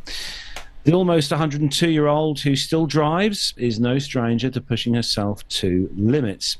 She celebrated her 100th birthday behind the wheel of a Ferrari racing car at Silverstone, driving at 130 miles an hour. Community friends and being among people is the secret to a fulfilling life, she said. Keep busy, be interested in everything, and be kind to those around you and let them be kind to you, and don't forget to party, she said. In a statement to the East Anglian Air Ambulance, they said that we love hearing about the inspirational stories from the supporters, so we were completely overwhelmed when we heard about Manette's kindness and her exciting plans to celebrate her 102nd birthday. It added, from everybody at the East Anglian Air Ambulance, a heartfelt thank you and a happy birthday, Manette. And the record for the oldest person ever to skydive belongs to 106-year-old Texan Alfred Al Blaish. So there we go. So we had a local, well, I say a local celebrity now she is, actually do a skydive from our local airfield here, literally just across the fields from where me and Matt are here in Bungay. So yeah. Mash has put in the chat room, actually, Mash has put a good comment that you'll like, Matt. I'll pop this up on the screen. There we go. I'd rather drive that Ferrari. Absolutely with you on that one, Masha. 130% with you on that one. But yeah, did you get the video for that, Matt? I weren't watching. No, there's no video. Played it out. Was it not in the? No, it should have been in the folder for that. Oh, all right, okay. Yeah, should have been in the folder. Amongst yourselves, yeah. But when are you going to have a go at this particular activity, Andy? As I always tell you, why would anybody jump out of a perfectly serviceable aircraft? I with you. I agree. I 100% people do. agree. That. Oh, there's the caravan. Look, there's our little cheeky caravan. There's Papa Sierra. Yeah. It's every weekend that I've been up at Beccles, including the weekend we had our flight meetup. Oh my God! It's packed. that aircraft, that caravan, Papa Sierra, I'll tell you is what a beautiful day. Constantly flying. What a beautiful day they had for it. Yeah. It's a shame she shut her eyes. That's. Oh, look at that. I'd probably shut my eyes as well. Oh, look at her face. Oh, my goodness. Yeah, look at that. Look, absolutely no worries at all. Love that. Love that. Oh, well, absolutely no worries at all. Yeah, good honour, I say. Good I'm honour. amazed you haven't done one here since you came back. I could do, I suppose. There is something just a little bit special about doing a jump in the US, though. What, less regulation? Well, no, it's God, no, not at all, not at all. If you would have seen the iPad, and I will say iPad, of the disclaimers that I had to read and sign before I was allowed to do the skydive last year, there was, I can tell you now, there was more than 20 pages. Yeah. So, yeah, it's a lot to do. But, no, good honour, I say. Well done. So that is where we bring the commercial news segment to a close this week. So, Nick, would you like to, for a change this week, introduce the retro airline ad of the week? Oh, well, it certainly could do. So this week we're going back to 1992, and it's a special double from this all-American airline that later on in its life merged with Delta Airlines. Folks, sorry we're taking so long to get out of the gate. Guess a few of our flying friends are out there ahead of us. Jeez, I'm really starting to hate those guys. Folks, still a few things to take care of up here, and still a few of our good buddies out there. We're gonna be late! Northwest, #1 in on-time performance, luggage handling, fewest customer complaints. Hey, if they wanted to be on time, they should have flown Northwest. Call Northwest Airlines. Some people just know how to fly. I'm sorry, sir. Your connecting flight hasn't even arrived yet. My flight's delayed. You know what I love about airports? Meeting people. You know, I don't even have a plane to catch. I just like it here. Not yet. Not yet. Or... There you are. Northwest has some of the best connections and hub performance in the business. Connect on Northwest Airlines. Some people just know how to fly. Ah, dearie me, I don't know what to do with that information. I quite like the tagline. Some people just know how to fly. Yeah, I should hope so. At least two of them, anyway. Yeah, You should hope so. It's kind of their job. yeah. Two of the people in the cockpit, I would hope, would be very familiar with the process. Do you ever sit there at the Holden Point, Andy, and look out and think, oh, how the hell are you getting ahead of me? Really? Come on. No? Nah. Just enjoy watching the other aircraft. Get a chance for a bit of plane spotting. That must be quite good doing plane spotting from a Holden Point near an active runway. Yeah, it is good. Yeah, that's good. Excellent. Well, thanks for playing those out, Matt, as always. It's always good to have a retro airline out of the week, and I know it's Dirk's favourite part of the show as well. He does enjoy those adverts. And I will say that this week, well, actually last night, I did sit down here and I gathered another selection of fresh retro airline ads, and there are some very interesting ones coming up in the next few weeks. So no, not like that, Matt. All right. I didn't know if it was going to be another different time type sort of. Oh dear. Yeah. But yes, moving on then. It's time for a bit of grey stuff, guys. If we're all ready. What's up, bogies? 13550, Angel 16, heading 340. Okay. 108 bogies.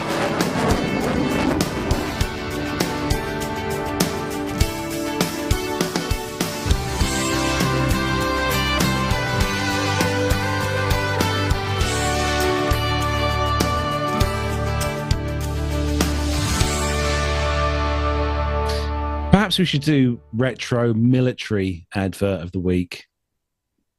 Can't think there's any out there. I was going to say. No. I'll have a search. No. It's not something you normally advertise on TV. No. Well, I know. Yeah. Here are all our secrets. Exactly, yeah.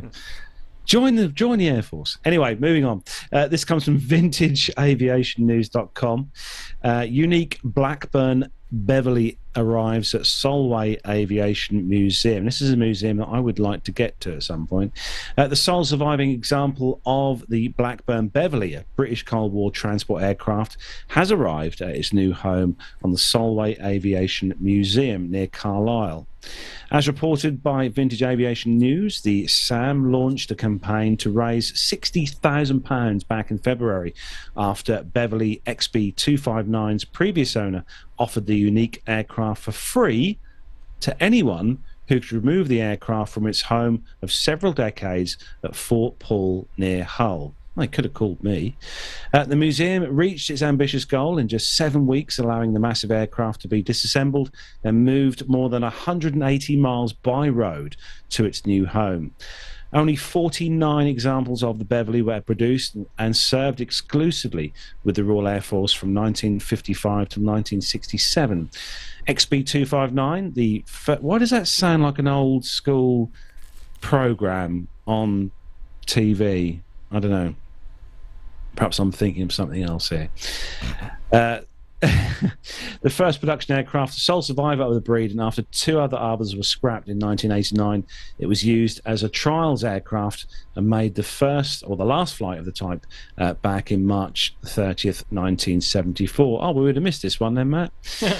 For several decades, the aircraft was displayed at the Beverley Museum of Army Transport at Fort Paul in Hull, and after the museum's closure in 2020, the aircraft was sold at auction to Martin Wiseman of Condor Aviation with support from Swiss banker George von der Mühl.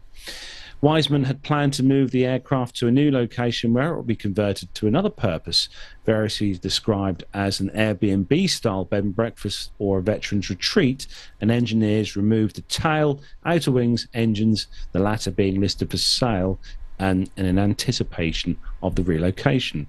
Several attempts to crowdfund the move didn't reach fruition, and in 2023, Wiseman said he would dispose of the aircraft, and if there were no takers, the Beverley would be sold for scrap. The SAM, which had a bid unsuccessful for the aircraft in 2020, remained very interested, and museum managing director Dougie Kerr spearheaded a drive to acquire the aircraft, and the Big Bev fundraiser resulted in a team being assembled to disassemble and move the 4-engine transport aircraft. The away team at Fort Paul consisted of Steve L, Steve C, Colin, Dougie B, Andy Bodger, and himself at different times for dismantling, but many of the time it was Bob, Steve, and the writer of this story who were doing all the work themselves. The team at the museum prepared the aircraft groundworks for the Beverley and with the rest of the maintenance team at Solway. Aside from the stubborn bolts needing to be cut away, a team member's dog going missing for a couple of hours, there were no other major issues, and while the aircraft is safely at SAM and the biggest job is done, Kerr and the team are not at rest. They've been busy working away, collecting equipment for the rebuild. The paint team are busy trying to find a good paint stripper because of the 8 health and safety regulations that have to take into account all the chemicals at the paint. Paint strippers. They have to look at dry ice for cleaning it, but it was too expensive, and hot pressure washing, which is too slow, so now they're using or looking at using soda blasting. Interesting. Kerr is quick to point out the project has much been a team effort, and the list of organisations for people he'd like to thank are very long. You can see those on this story. And one last thing that he said on this particular story is that he wants to thank all that have donated large or small sums of money to the Big Bev project, because without the generosity it would have been a different story to tell. Not an aircraft I've heard of at all. Nick, I don't know whether you put where is it here, whether we covered a story. I don't know whether we covered a story like this a few years ago on the show. I seem to remember that a story about an aircraft similar to this on the show. Yeah, I do. Now I think about it, I've got a feeling the one that we talked about before was one that was at Bruntingthorpe, and it wasn't this aircraft. But it is good to see that actually there is a kind of willingness with the public to want to raise money for this kind of thing and to look to save aircraft. So it's, you know, fantastic that they've managed to raise such a large sum of money in such a short space of time. That's very, very encouraging. It is a very distinctive looking aircraft. Yeah, it's quite boxy, isn't it? Yeah. Yeah, it's like a shorts aircraft, isn't it? Yes, yeah, very much so. The flying shed. Flying shed. Might a good shed. I mean, feel free to drop some bits around here. I'll quite happily hand it. Next story, Andy, is yours, and this was brought to my attention by Mr. Warner when he sent me the Flight Radar 24 link to view this aircraft live. So. Yes, and this is from aviationweek.com, and it's the US Air Force paves way for UK-based UAS missions with the first RQ-4 landing. The US Air Force has carried out the first landing of a Northrop Grumman RQ-4 Global Hawk in England, paving the way for future operations from the UK. The Global Hawk, call sign 4012, touched down at RAF Fairford shortly before 10:30 p.m. local time, August the 22nd, after a nearly 24-hour flight from Sigonella, Italy, that traversed much of Eastern Europe and Finland before flying west across Sweden and Norway and down to the UK. That wasn't a very efficient route, was it? The Northrop Grumman-built uncrewed aircraft used newly segregated airspace to descend from its operating altitude of over 50,000 feet to land at Fairford. The Global Hawk is the largest UAS to land in the UK, and large crowds are gathered at the end of the runway to see the aircraft land. According to the UK Civil Aviation Authority, the CAA, the flight is the first of two planned for August to ensure that flight operations comply with the conditions set by the regulator when it finally gives the green light for flights by US high-altitude, long-endurance UAS from the airfield in February. The UK Defence Minister made requests to change the airspace to enable UAS flight operations from Fairford as far back as November 2021. Since then, the CAA has undertaken an extensive consultation exercise to enable the creation of the giant EDG 218 segregated airspace complex that will allow the aircraft to ascend and descend to and from its operating altitude. The latest documentation suggests there are concerns that the airspace could affect operations at Birmingham Airport, 50 miles to the north. The complex has been created with a 3-hour window to accommodate arrivals and departures, but also to ensure that the airspace is active for sufficient time to allow for emergency or contingency scenarios. Activation will be by NOTAM at least 24 hours prior to operations.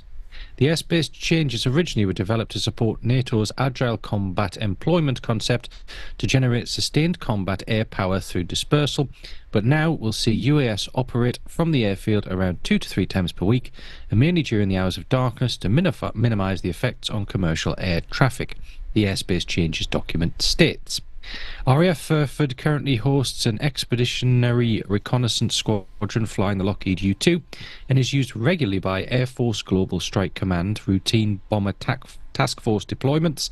Do the people not know how to use commas? Into the European theatre, having recently hosted a detachment of Boeing B-52s in May. The airfield also accommodates, as we know, the annual Royal International Air Tattoo. It is expected that the UAS presence eventually will replace the U-2s at Fairford as the type is withdrawn from US Air Force use.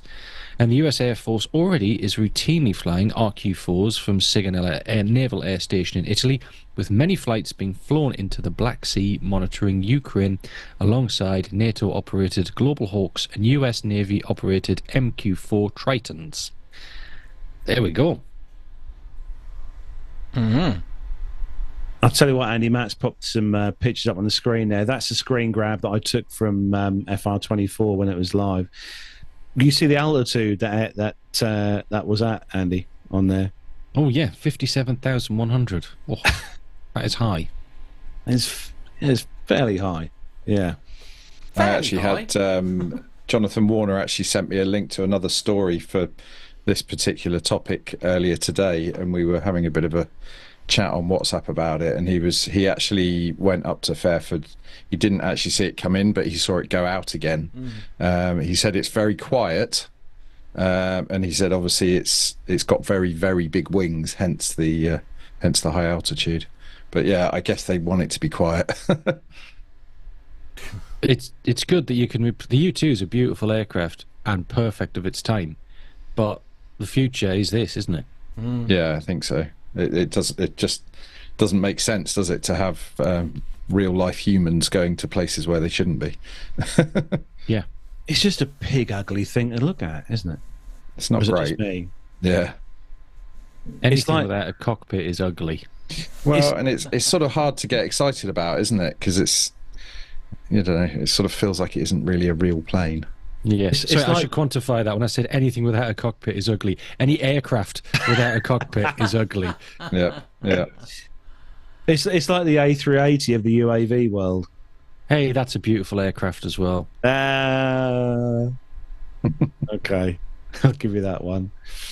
But no, that caused quite a stir on social media. I know that when Mr. Warner told me about it, Twitter was going off the chart, and so I think a lot of the social media platforms were people were frantically trying to get over to Fairford to see this actually arrive there. And I know there were some pictures put on social media of people taking pictures landing, and all you could literally see was just the navigation lights, and there wasn't really much to see. And I think they brought it in dark for a reason, rather than bringing it in during the day. So. There we go. Yeah, these things have got a job to do, and it's not entertain the public. Yeah. I don't know what you mean. Mr. Warner begs to differ, I suspect. But... Yes. I should say he would probably like one of these at home, no doubt. Right. Wouldn't we all? So there we go. That's it for the military news this week. We've got obviously a bit of housework to do in regards to where we are off to in September. We are going to be attending the Duxford Battle of Britain air display on the 14th of September. That's a Saturday. Last year it was very successful indeed. We had a really good turnout of listeners there last year. We had a really good day as well. The weather was really good when it met there. It was, really nice day weather, yeah.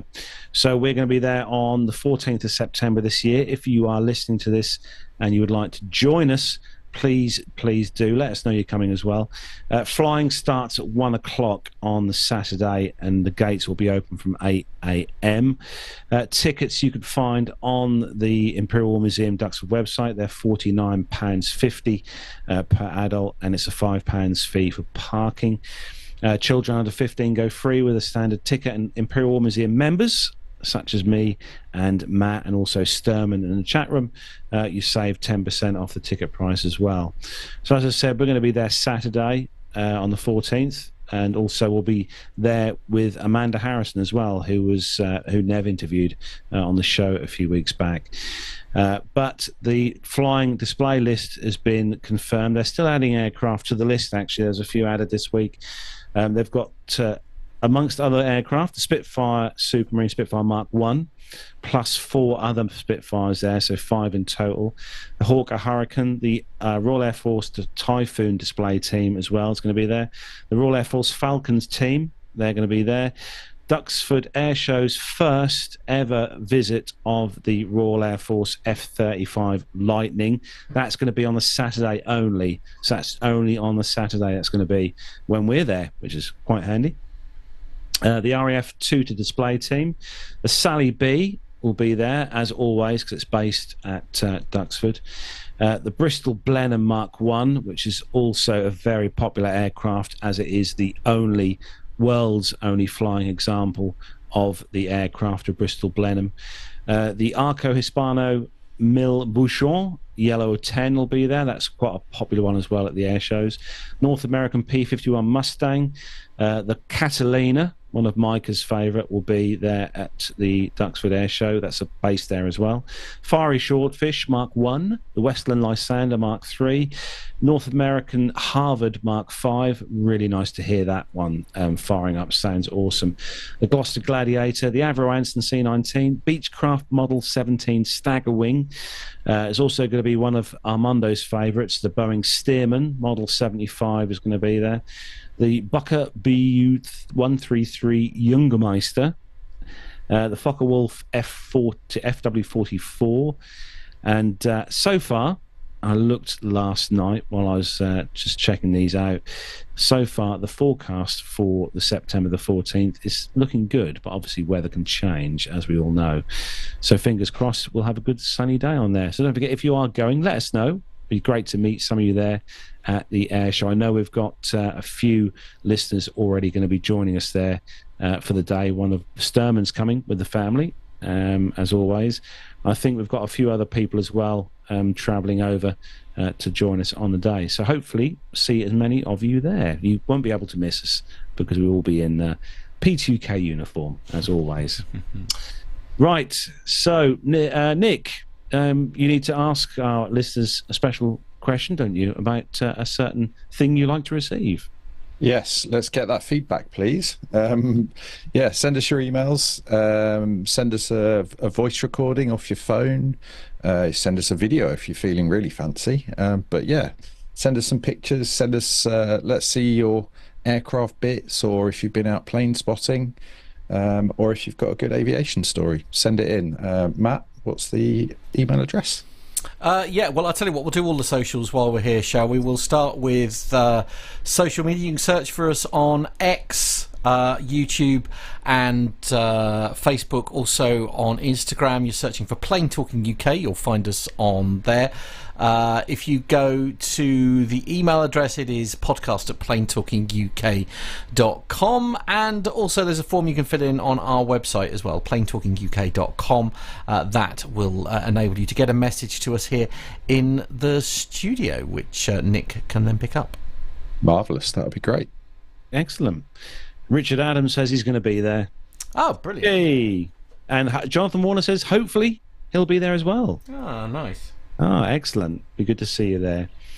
So that is where we're going to start to bring and wrap up episode 517. Quick whip round the table to see where we all are in the coming week. Nick, how's the bike project going? Are we off on the old two-wheeled mobiles? Well, I've actually just had a couple of days up in Wales on the bike, which was quite nice. But no, I've just had last week off work, so I've come back and my boss has decided that I need to work for a living again, and he's given me lots of work to do. So yes, I suspect I shall be paying for my time off now, with having to knuckle down a bit, sadly. Andy, what about you? I'm guessing more of your exciting sim days. Well, I'm going to be missing for the next 2 weeks now, actually. Yes, I was just thinking about that. So I'm back in the sim tomorrow, Friday and Saturday. Then finally get home for a day or two. Then I've got to come back down, and then I'm going on a trip, all for work, to Milan, then various places in Switzerland for meetings with aviation regulators, and then back the week after. So busy. We'll miss you, Andy. I'll miss you all as well. Send us an update so we know you're still, as always, having fun. Excellent. I'll keep sending you lovely pictures. Oh. Matt, which I look at and go, huh? Yeah, Matt. just me and Nick love the pictures. Matt has his usual expression of utterly baffled. But anyway, there we go. What are you up to this week, then, Mr. Smith? Not a lot, really. I'm off to some Italia Day at the Oaksmere on Saturday for the radio station, where I think I'm hosting a cooking competition, if my memory serves. So that's going to be quite fun. Garlic bread. Going to be doing my own. Yeah, well, we've got a couple of guest chefs that are going to be sort of like doing cooking demonstrations, and I get to sort of talk to them and also, more importantly, taste the rather delicious food. So I'm going to have a lovely day on Saturday. Fingers crossed the weather is going to be good. It's looking good in the forecast at the moment for it, so yeah, looking forward to that, because it's all there's a sort of marquee and lots of things going on outside, and we're going to be outside, so hopefully going to be a fun day. But yeah, that's really my weekend in a nutshell. Excellent. We're off to Norfolk this weekend. Ow, lovely. Up to the coast, which would be quite nice to get away and have a little sea air, fresh sea air. Lovely. Very forward to that. Very posh. Very posh, I know. May even have some fish and chips. Oh, steady now. I know. Mushy peas? Oh, all obviously. Oh my word. Only way. Yeah. Only way. We're a bit off them in this house, only because that it was a mushy pea tin, which is what was responsible for Mum losing a finger. So it's just. Oh yes. Goodness. Yeah. Oh yes, I remember. we're a little anti those now. That's a story for off air. So I look forward to hearing this story after. Absolutely. Anyway. With that said, thanks to everyone for tuning in tonight for the show, all the YouTube team in there. Dirk S is worried. No, there wasn't a caption this week. I just didn't have time to get it done this week, but there will be one next week. So make sure you keep your eyes on social media. I will get one on there for this week. Don't panic. But thanks to everyone in the YouTube chat room for joining us this week, and also thanks, as always, to all the audio listeners for downloading the show as you do each week. Thank you to you all. You are all legends. Thank you. And have a great weekend. So that's it. Episode 517 in the can. And we'll see you all next Wednesday. Well, Andy won't, because he's obviously very busy. But we'll see you next week. Hopefully Nev will be back. And we'll be bringing you some more fun action from the aviation world. So from me here in the home studio, from Matt in the P2UK Master Suite studios, from Andy in his luxury studios there, and from Nick in his home studios. Have a great weekend and the rest of the week. Take care and say goodbye, Andy. Bye-bye.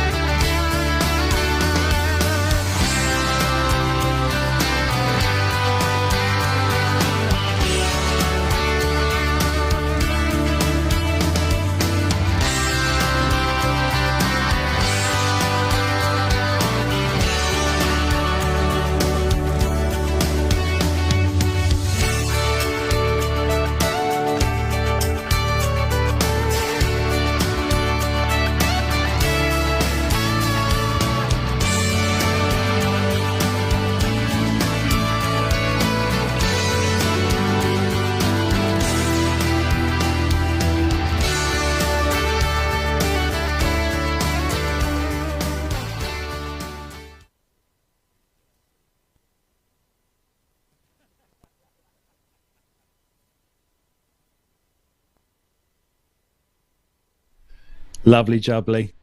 Now, Matt, we have got something we need to talk about. No, we don't. Do we? Yes, we do. Do we? What do we have to It was in the show notes on the skydiving story. Now, I believe that you are trying to fundraise at the moment. We are, yes. Yes. And there was a lady that was 102 years old, jumped out of an aeroplane and raised money for charity. Wonderful human being she is. Yes, and it would seem like such an excellent way to raise money for a good cause, should you happen to know of one, that maybe us here at PT UK could help you raise some money. I don't love the radio station that much. No, absolutely not. Never going to happen. No. Well, I was going to suggest that you were trying to raise £5,000, I think, weren't you? Yeah, and we're £1,300 away from that target, so we've done. Well, I reckon our listeners have been utterly incredible. They really have. I think that us here at Plain Talking UK could probably match that. No. I think Matt would prefer. You live so near to the airfield. Matt would prefer the Ferrari drive. Yeah, the Ferrari drive I'll do for charity. Yeah, I'm sure that'll be really that'll go down well. Yeah.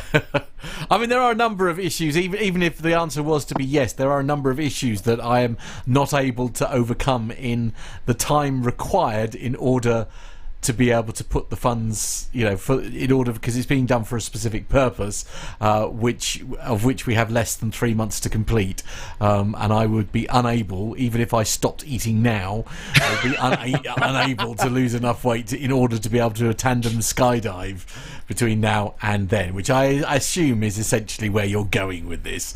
I mean, it just seemed like a good way to solve your problem. Sure, that was all. Right, yeah, okay. Yeah. I don't love the radio station that much. I've decided to. I no longer care. Okay. No, that's not true. It is. We were talking about virtual stuff earlier. Perhaps you could do a virtual one. Oh yeah. With sure. VR. No. No, because why would anybody sponsor me to watch a video? Or we persuade them it's a virtual one, stick the headset on, and then actually put them in an aeroplane. Yeah. Yeah. And then just as the door opens, just whip it off. Shout you go, mate. Right. Okay. Sure. Or we could just give you a pint of milk. I was going to bring that up, actually. Yeah. Once again, no. How many times do I have to say no? It worked for BA. No. And I mean, no. Mr. T. No. I say nothing's working for BA at the moment. No, right, absolutely. Including their IT. No.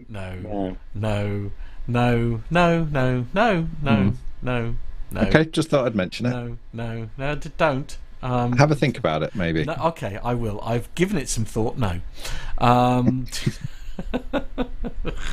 Anyway, moving on. Oh yes. Yes. Do you know what?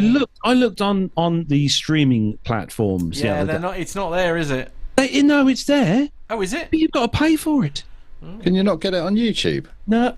I haven't looked at that actually. I bet there are some knockoff episodes on YouTube. Knockoff episodes. Well, it's a bit like, you can watch old episodes of Top Gear on there, and it's like obviously somebody's done it with a camcorder with next a to the Nokia telly. 3310. Yeah. Oh no, I couldn't watch that. Oh no.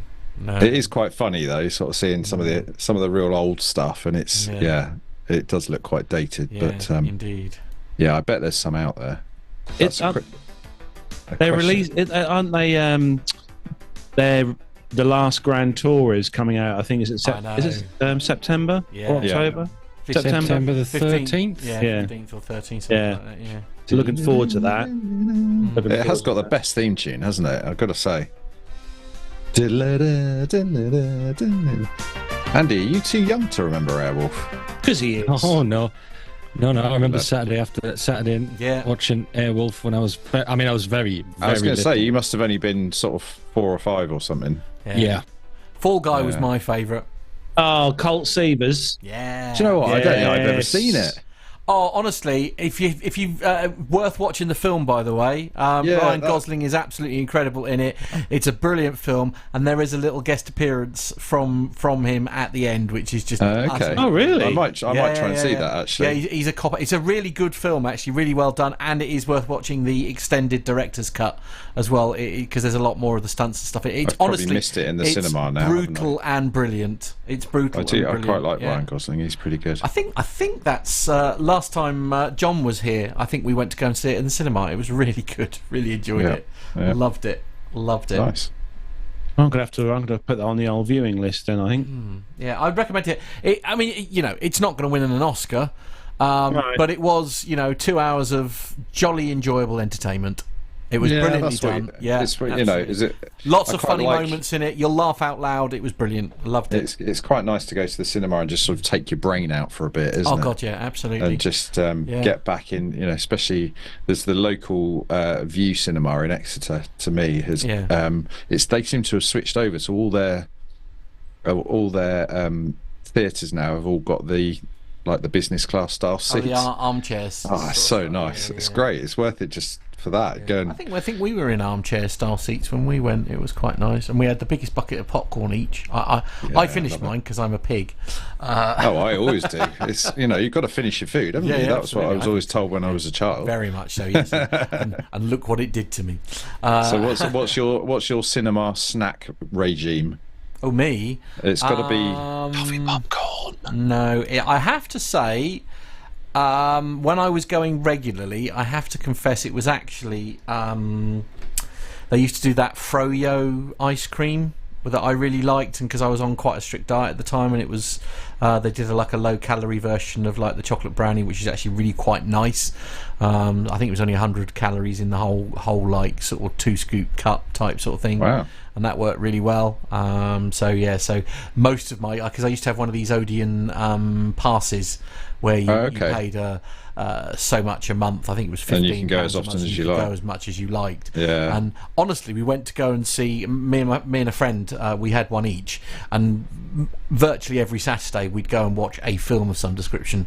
And as a result, watch some films that you would have never ever in a million years have spent your money on, and stumbled across a few real gold items. I think one of the funniest, unbelievably, and I can't believe I'm about to say this on a live program, which fortunately will be cut out as soon as this finishes. It was one of the best films, I think, because the expectation, we'd basically seen everything. There was nothing left to see, and we ended up going to see do you remember when they did the Power Rangers movie a few years back? And we went to go and see it, and it was absolutely hysterical. It was brilliant. The level of humour was just right. There was some real laugh out loud moments and all that kind of thing. And so it was one of those which I absolutely did not expect to enjoy, and loved it. So yeah, brilliant. Yeah. Best film you've ever seen? Ooh. That's tricky. I think I'd need to have like 10. No, you're allowed 1. And no, that's too difficult. Depends on the mood, I think, because sometimes you just want a really bad action movie, don't you? I don't like. There's something I don't like anything with the word bad in it. No, but there's something like an old 90s action movie. Right. They're cheesy as heck, but they're such good entertainment. What are you? Are you like Die Hard, Predator? Yeah, I was all that sort of stuff. I mean, Die Hard is obviously. Or the argument now is which is the better Christmas movie, Die Hard 1 or Die Hard 2? 2. Oh, no. Yeah, I said 2 is arguably a better film. But it is a slightly controversial. There are many who would say that it's not a Christmas movie. Well, it 100% is. They would be wrong. Yeah, but Bruce Willis said it wasn't. And what day is it set on? Right, I can. There may or may not have appeared the phrase Christmas Eve a lot during it. Fair, yeah, harsh but fair. Yeah, no, that's a proper classic one. Do you know what I think? I went to go and see it very recently when we had the anniversary not that long ago, didn't we? With Back to the Future. I still think that first Back to the Future movie is utterly brilliant. Yeah, I went to see the musical on Sunday. Did you? I'm so jealous. It was, the production is unbelievable. It's really good. Yeah. Was that in London? Yeah. It was, yeah. Yeah, that's definitely on my bucket list, along with Mrs. Doubtfire. Apparently, it's a really good musical. Mrs. Doubtfire's on there as well. Yeah, that's definitely. Well, I tell you what, if anybody has time or inclination, you need to get in there quickly within the next 2 weeks. Because last week I went to take my mum and my daughter to go and see Frozen the musical. Oh, it's incredible! Yeah. And I have to say, it is absolutely superb. Honestly, anything that Disney, as well. I am so desperate to go and see Aladdin. I've seen Lion King. Right. That is, I've never cried so much. Honestly, it was that the scene where Simba is sort of on his own and father is killed. Mufasa dies. Is honestly, if they don't know that Mufasa dies by now, I'm sorry. But that sort of like that scene, the stampede scene, is one of the most chilling things I've ever seen on the stage. It was utterly nuts.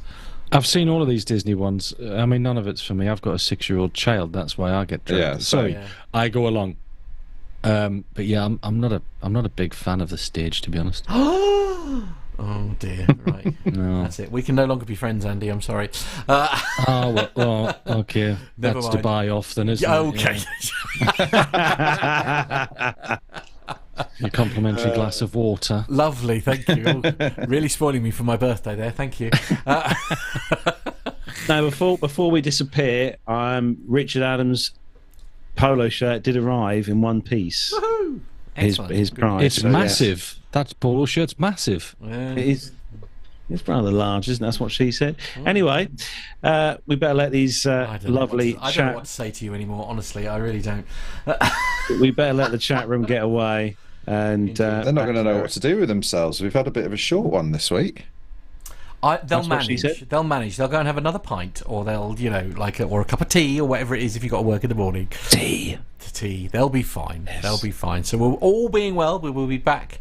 Some of us will be back next week. Andy, good luck with your next couple of weeks. It sounds like you've got a really tough couple of weeks, mate. But I hope it all goes well. Par for the course. Yeah, true. Cheers, though. Right. Okay. Right. That's it then. We better say goodbye to everyone. So, yes, thanks everyone for tuning in and watching as always. And last words this week, as he's off for the next 2 weeks, from Andy. Oh, from me. Thank you all for watching. Hope you all have a very pleasant evening and enjoy the rest of your week. Good night.